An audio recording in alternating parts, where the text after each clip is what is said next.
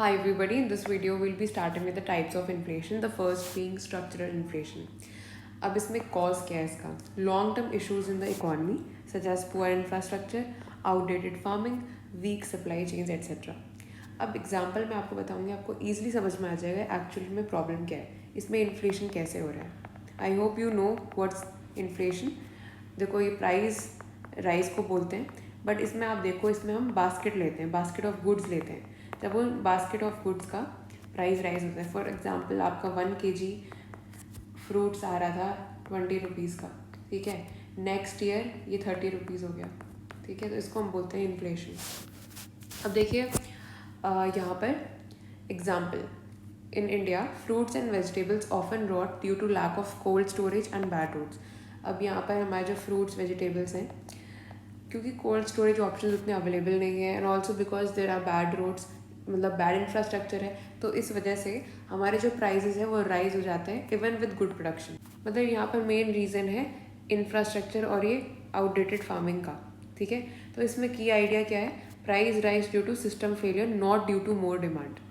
ऐसे नहीं कि ज़्यादा डिमांड हो गई इस वजह से इन्फ्लेशन हो रहा है, यहाँ पर सिस्टम फेलियर की वजह से प्राइस राइज हो रहा है, ठीक है.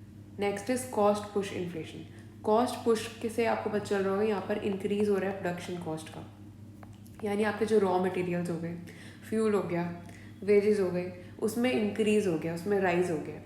अब जैसे कि क्रूड ऑयल प्राइसेस ये बढ़ गए हैं ग्लोबली, पेट्रोल आपका कॉस्टली हो जाएगा इंडिया में, and it also push ups the transportation and food prices. Petrol के जो प्राइसेस हैं वो राइज हो गए, तो उस वजह से अब ट्रांसपोर्टेशन भी कॉस्टली हो जाएगा. और हम ट्रांसपोर्ट क्या करते हैं, फ्रूट्स वेजिटेबल्स, हमें इतनी चीज़ें करनी होगी, तो उस वजह से जो फूड के प्राइसेस हैं वो भी राइज हो जाएंगे. तो उसको हम कहते हैं cost push inflation. Demand pull inflation, it means demand exceed supply. अब दिवाली के टाइम हम देख लेंगे, demand for gold, sweets and clothes ये बढ़ जाती है. अगर सप्लाई मैच नहीं हो सकता है तो हमारे जो प्राइस हैं वो राइज हो जाते हैं. यहाँ लोग बहुत डिमांड कर रहे हैं, सप्लाई उतना हो नहीं पा रहा, तो यहाँ पर जो ये प्राइस राइज है वो होना ही है, because there are too many buyers and not enough goods are present. Monetary inflation, too much money in the economy due to money printing और लो इंटरेस्ट रेट, ठीक है. अब आपको पता है कि इसको हम हाइपर इन्फ्लेशन भी कहते हैं. हाइपर इन्फ्लेशन का मीनिंग है जब मनी प्रिंटिंग ज़्यादा ही हो जाए. ज़्यादा मनी भी इकॉनमी में सही नहीं होता, ज़्यादा प्रिंट करना. अब सपोज आप हैं, आपने बोला भैया ये लड्डू कितने का है, तो उन्होंने बोला 10 रुपीज़ का है. अब मान लिया किसी और इंसान को वही लड्डू चाहिए, ठीक है. अब आप एक अनलिमिटेड पैसा है, उसमें भी अनलिमिटेड पैसा है. शॉपकीपर बोलेगा ठीक है, नहीं ये बोलेगा कि बी बोलेगा कि मुझे ये 20 रुपीज़ का दे दो. तो शॉपकीपर बोला चलो ठीक है, तुम ज़्यादा पैसे दे रहे हो तो ले लो.